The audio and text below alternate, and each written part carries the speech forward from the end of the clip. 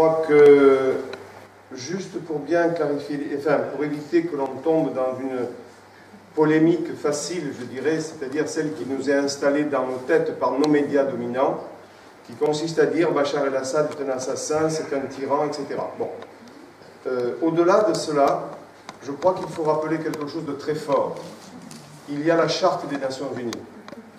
La Charte des Nations Unies, en 1948, ou en 47, je ne sais plus exactement, je crois que c'est 47. Hein. 45. 45. Mais elle a été signée un petit peu après, ou 46, enfin dans ces eaux-là. Juste après la Seconde Guerre mondiale, elle a été quand même mise en place essentiellement par des juristes issus du Conseil national de la résistance, dont René Cassin et Stéphane Hessel qui a travaillé à ce moment-là. Donc ça veut dire que qu'est-ce qu'ils ont décidé pour éviter qu'il y ait des guerres à l'avenir qui dévastent le monde? C'était un petit peu le but affiché de la Charte des Nations Unies. C'était de reconnaître un principe de droit international qui était déjà depuis très longtemps en cours, qui était ce qu'on a appelé le traité de Westphalie, et qui reconnaissait le droit des peuples à disposer d'eux-mêmes. Ça veut dire qu'un peuple a une entité, une nation est reconnue comme telle, et nul n'a le droit de s'ingérer dans la politique de l'autre. Il y a eu après d'autres dispositions. Les French Doctors, hein, que vous connaissez tous, ont peu à peu donné comme idée qu'il fallait faire de l'ingérence humanitaire. Hein. Et après, c'était le devoir d'ingérence, et c'est monsieur le ministre des Affaires étrangères sous Sarkozy, qui est actuellement candidat aux élections présidentielles, monsieur Alain Juppé, qui avait changé le mot ingérence humanitaire en droit d'ingérence. Ça signifie quoi?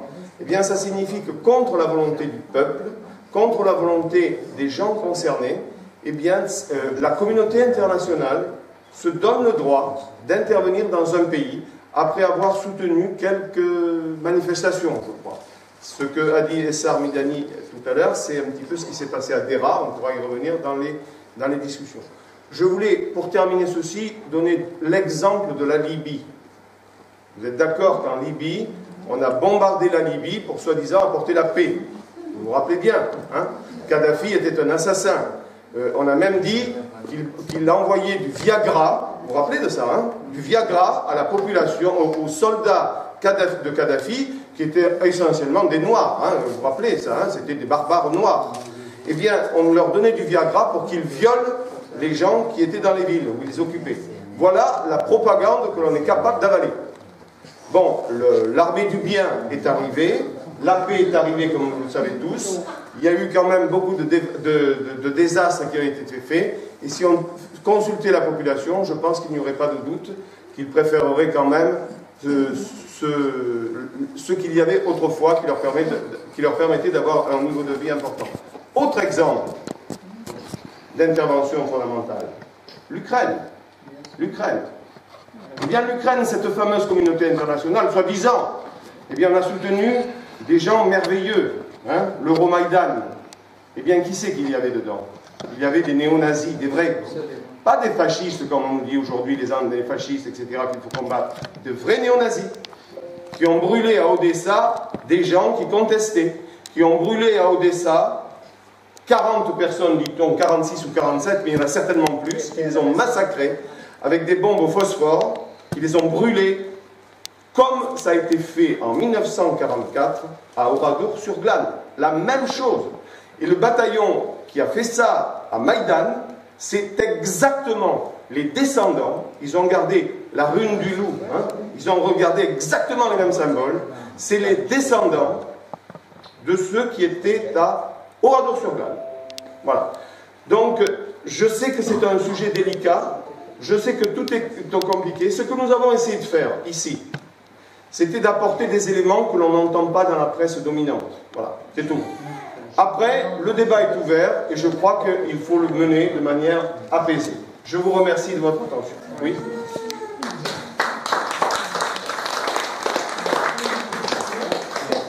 Bon, on va prendre les questions, peut-être. C'était pas une question, c'était pour apporter encore un élément à votre propos. On peut citer aussi le Kosovo. Le Kosovo, absolument. Avec un French Doctor bien en place. Oui, le Kosovo et avant tout le démembrement et le démantèlement de la Yougoslavie. Toute la Yougoslavie, mais c'est aussi toutes les révolutions de couleur. Monsieur et Michel. Monsieur, est-ce que vous pouvez nous parler du clivage entre les chiites et les sunnites en Syrie, justement, parce que c'est présenté comme en fait une minorité chiite, enfin c'est pas des chiites mais qui sont apparentés aux chiites, qui ont en fait opprimé, enfin disons qu'il n'y a pas suffisamment de liberté par rapport à une majorité sunnite. Quelle est votre lecture par rapport à cette opposition chiite? Alors, d'abord, je vous remercie de poser cette question parce que c'est important d'élucider ce problème dont les médias parlent de manière abondante sur les divisions. On parlait de guerre civile en Syrie, sunnites, chiites, etc. En fait, la Syrie, on est tous d'abord syriens. On a effectivement, la Syrie, c'est un pays qui a, comme vous avez vu, il a 10 000 ans, et donc il y a une stratification de toutes les civilisations et de toutes les religions. C'est le pays des 3 religions monothéistes aussi, c'est-à-dire tous, le christianisme, le judaïsme, le christianisme, l'islam. En Syrie, il y a des villages qui parlent araméen encore. Une des destructions importantes a été aussi qui visait pas seulement, enfin qui visait l'histoire de la Syrie, justement, parce qu'il n'y a aucune mosquée nouvelle, par exemple, qui a été détruite. Parce que, par contre, il y a eu la mosquée de Khalid ibn al-Walid qui a été détruite, il y a eu des mosquées de Sid Zainab, etc., qui est particulièrement visée, mais il y a eu aussi des symboles et de la chrétienté en Syrie. L'église de la ceinture, c'était une église à Homs, une église où il y avait la ceinture de la Vierge.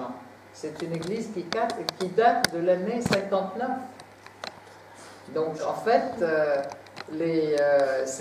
vous ne pouvez pas imaginer en fait à quel point Ma'loula, c'est une ville qui date, c'est la Ma'loula, on parle araméen, le Christ a été là, on parle encore araméen, donc c'est un contexte, et à Ma'loula, cette ville pleine de spiritualité, vous avez une église, une mosquée, une église, une mosquée, tout le monde a toujours vécu ensemble. Donc,